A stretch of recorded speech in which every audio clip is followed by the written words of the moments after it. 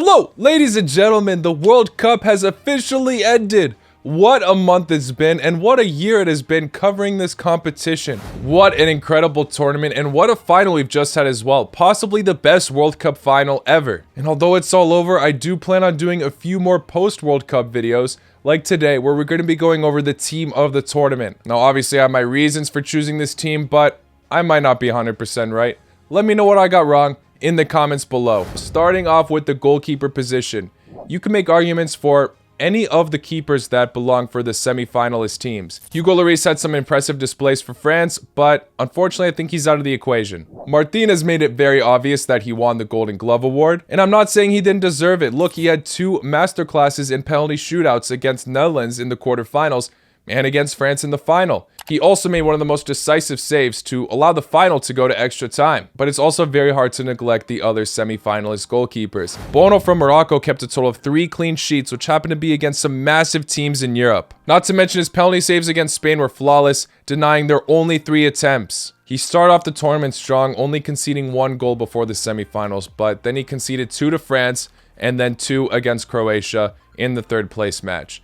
So he conceded a total of 5 goals, while AAvfx conceded 6. But 3 of those which had been conceded were against Argentina in that semi-final blowout. Before then, he had some insanely heroic moments, as we all know, the penalty shootout against Japan in the round of 16s and against Brazil in the quarterfinals. But not only was he the hero on penalties, especially against Brazil, he made some absolutely heroic saves. He is the ultimate reason why some people are upset Croatia made it this far. He really denied the Brazilian attack for so long, conceded that late Neymar goal in extra time, but again, the penalty shootouts, he was able to step up big, and he won 2 Man of the Match awards in both of those matches, rightfully so. I genuinely think it's a tiebreaker between the 3, and I know Martinez already won the Golden Glove.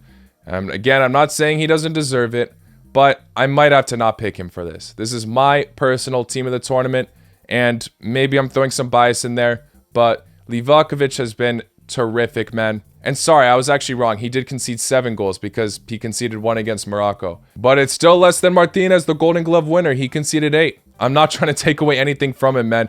All 3 of these guys, I really think, are solid candidates. But my personal list, I know it goes against most. I know Martinez is going to win for many, but I'm going to go for AAvfx. Before we move on from the goalkeeper position, we got to give a shout out to Szczesny as well, who probably was the best goalkeeper in the group stage. And unfortunately, he had to face France. We saw France's attack absolutely shine. Some of the shots that he had to come up against looked genuinely impossible to save. Now let's move on to the center back, starting off with the Moroccan captain, Saiss. This guy was an absolute warrior throughout the entire tournament, man. Captained his way to a semi-final, and one of the brightest things from Morocco was their incredible defense. Like I said, they kept a numerous amount of clean sheets. Looked organized for the most part, and the times they were caught slipping, these players were absolute warriors. To me, in that back line though, Saiss was one of those standout figures, and rightfully so. Keeping clean sheets against Croatia, Spain, Portugal, and Belgium, this guy was that leader figure in the back for them all. And not to mention, he did pick up an injury against Portugal late in the match. He tried to kind of overcome it and play against France, but he just couldn't. He went off very early, and he obviously didn't play in the 3rd place match. So, with Saiss on the pitch, Morocco have only conceded 2 goals. The second one was the first France goal, because right after that, he came off. But even then, he was one of those players before the goal that was absolutely fighting his way through to make sure France wouldn't score. This guy's heroic efforts, for me, don't go unnoticed. And that's why he's the first center back I'm choosing. The next one, you probably won't be surprised. I'm going with another Croatian on the team, Gvardiol. This guy's only 20 years old, and he was one of the best center backs at the tournament. Yes, I know he got outclassed by Messi, but before then, he was shutting so many teams down. From my knowledge, he made the most recoveries out of any defender in the tournament. He was the best example of what I was talking about all year, basically. Croatia's backline has been absolutely revolutionized. Some players failed under pressure, unfortunately. However, he was always composed, very mature player, and right now his transfer market has absolutely skyrocketed with absolute reason. He's been incredible this tournament. His timing and knowledge of the game at his age is truly unique. Shout out to Gvardiol. Best of luck in the future, my friend. Now, right back, I'm going with the second Moroccan on this team. So far, we only got Croatians and Moroccans, but Don't worry, that'll change. I've gone for Hakimi. This lad had incredible defensive efforts. Like I mentioned, Morocco's defense was on another plane in this tournament, and of course, he was a massive contributor. With his electric pace and awareness, he was able to press up and go back when needed beautifully. Hakimi has been known to be more of an attacking fullback, obviously, but his defensive efforts were very present here. And like I said, he still pressed up beautifully, so I'm going to have to put him on this team. He was a massive contributor to Morocco's success as well. Now for the left back position, this might be the toughest one to decide. You know, on the surface, I wanted to take Theo Hernandez, as he has had some incredible displays, but he was looking a bit clumsy against England. I mean, he did give away a penalty, scored against Morocco, obviously, but then in the final against Argentina, he looked lost, gave possession away so many times. But you know what, despite those shaky efforts, he still seems like the best option to go with. He still had many moments helping France reach incredible heights this tournament, getting a goal and 2 assists as a defender. This one's a headache for me, I'm not gonna lie. I'm really torn about it, but I'm gonna go with Theo Hernandez. You could easily change my mind on it, to be honest. Now for the midfield, again, we're going with Morocco. Amrabat. In my opinion, he has been the most surprising player at this tournament. I knew of his ability before, don't get me wrong, but he really impressed me in this. And although he plays for a decent club now, he's definitely a player that can have a big transfer soon. He has the perfect mix of being physical and calculative on the pitch. Prior to the match against Spain, actually, he was in the hospital with terrible back pain. Yet he still pulled through and outshined that incredible Spain midfield. He's been an absolute warrior at this World Cup. His work rate is next level for his country. In my opinion, one of the best midfielders at this tournament. Now for the other midfielder I'm going to take that could leave people debating with me, but I got to stick with him.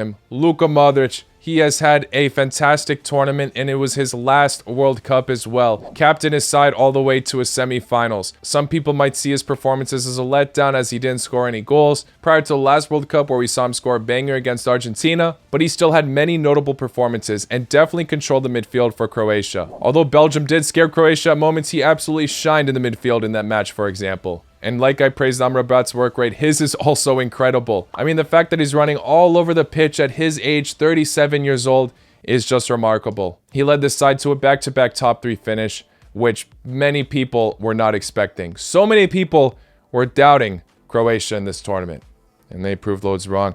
Luka Modric deserves the credit for me. And then for the last midfielder, look, you can go for so many options here, all right? And I've chosen a lot of players that have at least made it to the semifinals so far. So many good shouts here. Enzo Fernandez being one of the best young players at the tournament. Bellingham, Bruno Fernandes. I said Portugal weren't utilizing him enough, and he was terrific for them. But one player who I just cannot ignore that very much impressed me himself, I was not expecting him to do this well, as his career has been a bit all over the place, is Griezmann. A phenomenal playmaker at this World Cup. He was able to get 3 assists, the same as Messi. Something that made Griezmann so effective throughout this tournament is he just played it simple, and it worked out so well. He brought the France squad simplicity in their play, which is what made them so great. For me, I know there's other players that very much outshined, like Mbappe. We'll talk about him later. But for me, he was essentially the soul of the team. Like I said, his style was so simple yet effective, and it just did wonders for this team to unify them in the best fashion possible. I really wanted to make this team more diverse and put in some players that didn't make it all the way to semifinals, but I really cannot ignore this guy's performance. For me, he definitely deserves to be in the team of the tournament. Now looking at the attack, maybe one position is in debate here, but let's start off with the wingers. Mbappe and Messi. They were by far the best attackers and the most clinical in this tournament. No question about it. Mbappe was able to score 8 goals at this World Cup. He won the Golden Boot race on the final match day. He scored a hat-trick. That is superb. This guy does not fall under pressure. Messi, on the other hand, scored 7 and won the Golden Ball. He was also able to get 3 assists. Mbappe got 2 assists. Both of these players were by far the best attackers at the World Cup. No question about it. If anybody leaves these players out of their team of the tournament, that's a mistake. All right, of course you can debate many of these positions, but these two by far were the best attackers. You can't leave them out. You just can't. I think the answer is clear. But then for the striker, I think you could have taken either Giroud or Alvarez. I'm going to go with Alvarez, though. Both have been great. Giroud was extremely clinical. Crazy how he scored no goals in the last World Cup and won the whole thing. And this time he was able to score 4. Alvarez getting 4 as well, and to me, he just had a lot of decisive moments that was able to help Argentina's momentum shine. Helped out against Australia, scored 2 against Croatia. He really did overtake Lautaro Martinez's role. I really was banking on Lautaro Martinez to be a starter, but Alvarez was the main man at the striker role for Argentina, and he did a fantastic job. So I'm choosing him as my last player in the team of the tournament. Again, guys, a lot of these picks are debatable, I know. So let me know all of your thoughts in the comments below. I'd love to hear your opinions. I've gone for all semi-finalists minimum in my team of the tournament. Did I make a mistake on that? Let me know in the comments. Like I said, guys, thank you all for making it to the end of this video. Like I said, I still will be doing some post-World Cup content. I plan to rank every single one of these teams one final time as well with Yugoslavia. That's going to be coming up sometime this week. It will take some time to record and edit those, so stay tuned for that. And of course, after that, we will be going back to other international tournaments and qualifiers along with club football. I'll try to diversify the content a little bit more. But yeah, guys, thank you guys so much once again for the support this year. 2023 hopefully will be massive as well.